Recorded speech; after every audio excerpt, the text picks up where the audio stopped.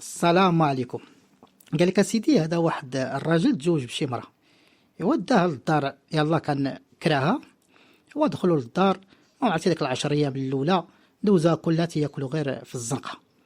ايوا فاش كملات هذيك العشر ايام قال لها عرفتي دابا انا راه بغيت ناكل من يديك، بغيتك تصاوبي ليا شي كسعات الكسكسو تكون فاعله تاركه.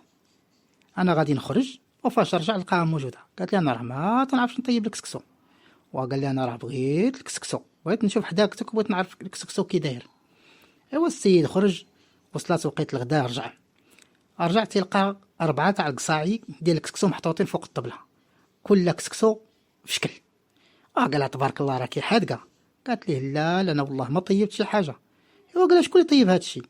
قالت ليه انايا، راه فاش قلتي لي كسكسو دخلت بقيت تنبكي في البيت، خرجت لقيت هاد 4 القصاعي محطوطين. هو ينزل عند العساس قال لي قول لي يا شريف، هاد الدار اللي ساكنين فيها واش الامور هاديه؟ قال لي لا شريف، هذيك الدار راه فيها الجنون.